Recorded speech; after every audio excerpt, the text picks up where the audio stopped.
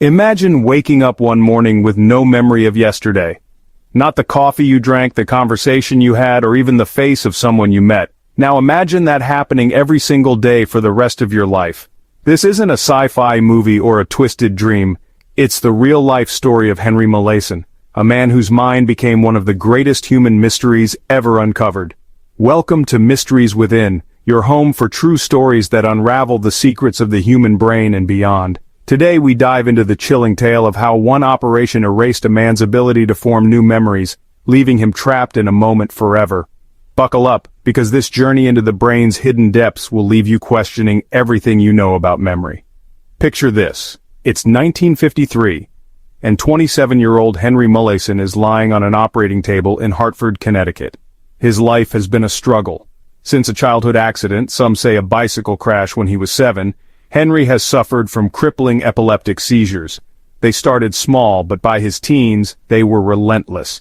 He'd collapse, convulse, foam at the mouth, and wake up with no memory of what happened. The seizures were so bad that Henry couldn't hold a job or walk across a stage to get his high school diploma. Desperate for relief, he and his family turned to Dr. William Beecher Scoville, a bold neurosurgeon known for taking risks. Scoville proposed something radical: an experimental surgery to remove parts of Henry's brain, specifically the hippocampus and surrounding areas, believed to be the source of his seizures. It was a gamble, but Henry was out of options. Little did anyone know, this decision would change his life, and the science of memory, forever. We've all had moments where memory fails us. You walk into a room and forget why you're there. You misplace your keys and retrace your steps. These fleeting lapses are annoying but normal. For Henry, though, what happened after that surgery was beyond comprehension. The operation was a partial success. His seizures became less frequent. But when Henry woke up, something was horribly wrong. He could talk, walk, and recognize his parents, but he couldn't remember anything new. Minutes after a conversation, it was as if it never happened. If you met him, introduced yourself, and stepped out of the room, he'd greet you like a stranger when you returned. His mind was locked in a permanent present, unable to hold on to the moments that make up a life. This wasn't just a personal tragedy, it was a scientific earthquake. Until Henry's case, scientists thought memory was spread across the entire brain, not tied to one specific spot. Henry's condition, later called anterograde amnesia, proved otherwise. His hippocampus, the seahorse-shaped structure deep in the brain, was the key to forming new memories. Remove it, and the ability to store new experiences vanishes. Think about that for a second. Every time you recall a childhood summer, a first date, or even what you ate for lunch, your hippocampus is at work, weaving those moments into the tapestry of your life. For Henry, that tapestry stopped growing in 1953. He was 27, but his mind stayed frozen, unable to add new threads. Henry's life became a paradox. He could remember his childhood vividly: roller skating, the stock market crash of 1929, the smell of his mother's cooking. But anything after the surgery? Gone. He didn't know what year it was, who the president was, or even how old he was. In one haunting quote, Henry described his existence as, like waking from a dream. Every day is alone in itself. Imagine that. Every day, you're reborn, with no connection to yesterday. Yet, Henry wasn't a blank slate. He could hold a conversation, solve crossword puzzles, and even learn new skills like drawing a shape by looking at its reflection in a mirror. He got better at these tasks over time, even though he had no memory of practicing them. This blew scientists' minds. It showed that memory isn't one thing. It's split into different types, like declarative memory for facts and procedural memory for skills, stored in different parts of the brain. Let's pause and think about how this connects to you. Have you ever driven home and realized you don't remember the journey? That's your brain's procedural memory at work, handling tasks on autopilot. Henry's case revealed that while his hippocampus was gone, other parts of his brain could still learn unconsciously. This discovery was a game-changer, launching the field of cognitive neuropsychology and reshaping how we understand the brain's inner workings. Scientists like Dr. Brenda Milner and Dr. Suzanne Corkin studied Henry for decades, turning him into the most famous patient in neuroscience, known only as H.M., to protect his identity until his death in 2008. Over 100 researchers tested him, and his brain appeared in nearly 12,000 journal articles. His tragedy became a gift to science, unlocking brain secrets that help us today. But what was life like for Henry? He lived with his parents, then in a care home in Windsor Locks, Connecticut. His days were simple, watching TV, doing puzzles, helping with chores like grocery shopping.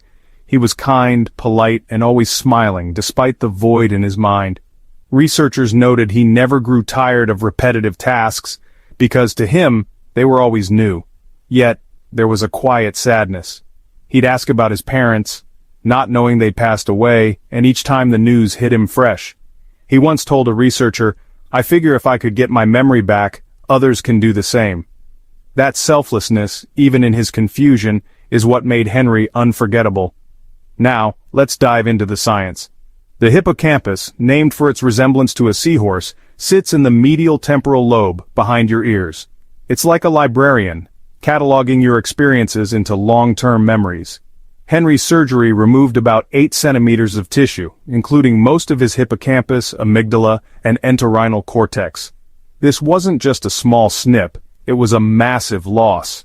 Later studies, including MRI scans in the 1990s, showed the damage was even more extensive than thought, affecting nearby structures. This explained why Henry's amnesia was so severe. But it also raised questions. Why could he still learn motor skills?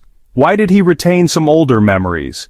These puzzles led to theories about memory consolidation, how short-term memories become long-term ones, and the role of other brain regions like the cortex in storing older recollections. Henry's case wasn't just about science, it sparked ethical debates. In 1953, brain surgery was like the Wild West. Dr. Scoville called his procedure frankly experimental, and Henry's consent was based on hope, not full understanding. The devastating outcome led Scoville to warn against bilateral hippocampal removal, and it set new standards for patient consent and the long-term impact of medical interventions. Henry's brain, preserved after his death, was sliced into 2,401 sections and digitized at UC San Diego, creating a 3D atlas still studied today. Every slice tells a story of loss and discovery, a reminder of how one man's suffering reshaped our understanding of the mind. As we near the end of this journey, let's reflect. You've probably forgotten something today. A name, a task, a moment. But what if you forgot everything, every day? Henry Molaison lived that reality. A man whose mind became a window into the mysteries within us all. His story shows how fragile memory is, yet how resilient the human spirit can be. It's a true story of brain secrets unlocked through unimaginable loss, a tale that makes you wonder what else lies hidden in the folds of our minds. Here at Mysteries Within, we're just getting started. What other human mysteries are waiting to be explored? Could your dreams hold secrets science hasn't cracked? Or is there a superhuman ability buried in your brain? Drop your thoughts in the comments. We'd love to hear what mysteries you want us to unravel next. If this story blew your mind, hit that subscribe button, ring the bell, and check out our next video on the strangest brain abilities ever recorded. Until then, keep questioning, keep wondering, and we'll see you in the next mystery.